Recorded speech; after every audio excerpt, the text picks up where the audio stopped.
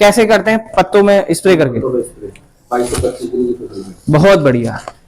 ये किसान भाइयों 19-19-19 है, ऐसे हमारे भैया सारे रेंज आते हैं, जैसे 19-19 है, 052-34 है, 0050 है, 13-045 है।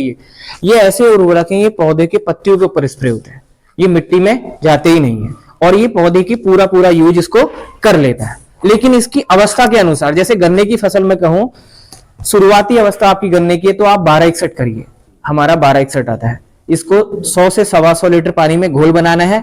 यदि पत्तों के ऊपर स्प्रे कर सकते हैं पत्तों के, वरना जड़ों में इसकी ड्रेंचिंग कर दीजिए। ड्रेंचिंग समझ रहे हैं कि पानी का घोल बनाया, जड़ क्षेत्र में वो डाल दिया। तो 1261 शुरुआती अवस्था में, उसके बाद 20-25 दिन बाद 19-19, फिर उसके 20-25 दिन बाद 052-34, फिर 13-045 या 0050। इसका सीक्वेंस है। सीक्वेंस इसलिए है किसान भाइयों, ये NPK है, नाइट्रोजन का काम होता है बढ़वार करना। क्या काम होता है? बढ़वार करना। फास्फोरस का काम होता है जड़ों का विकास करना और मजबूती देना, ताकत देना पौधे को। और पोटास का काम होता है के का, जो भी खाना पत्तियों में बनता है, गन्ने के केस में वो डंडे तक पहुंचाएगा, आपका गन्ना मोटा करेगा, और धान गेहूं के केस में आपके दाने मजबूत करेगा। तो ये इसका सीक्वेंस है। ठीक है, आपको पंपलेट भी दे रखा है, उसमें भी आप पढ़ सकते हैं। बाकी मैं आपको नंबर भी दे जाऊंगा, आप उसका भी उपयोग कर सकते हैं। अच्छा, ये किसी ने यूज कर रखा है नैनो यूरिया, किस में करा था आपने? है? अच्छा, कैसा रिजल्ट है? पक्का? सच्चाई बताना, पक्का?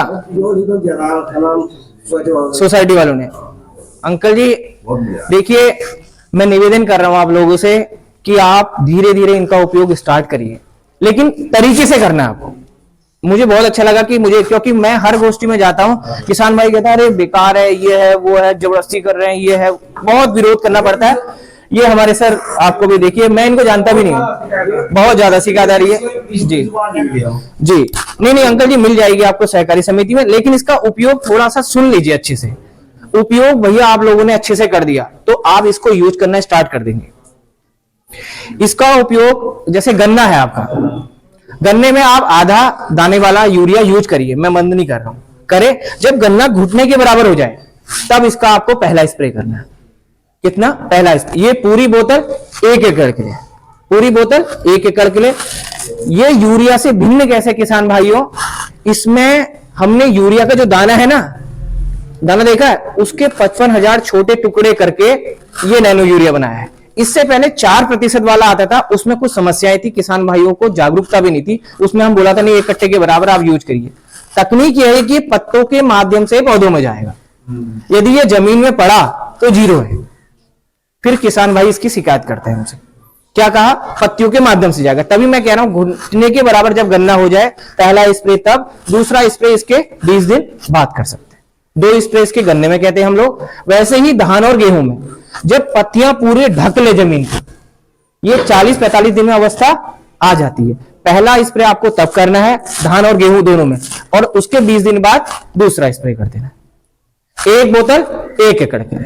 अब किसान भाई पलट के हमसे कहते हैं साहब हमारा खर्चा बढ़ जाएगा, क्योंकि वो तो यूरिया पकड़ा हमने खेत में फेंक दिया, वो तो हमारा 1 घंटे में काम पड़ेगा, जो आप बता रहे हो उसमें तो 4 घंटे लगेंगे। तो इसमें हम किसान भाई से कह रहे हैं कि आप कोई भी कीटनाशक उपयोग करें, उसके साथ इसका इस्तेमाल कर सकते हैं।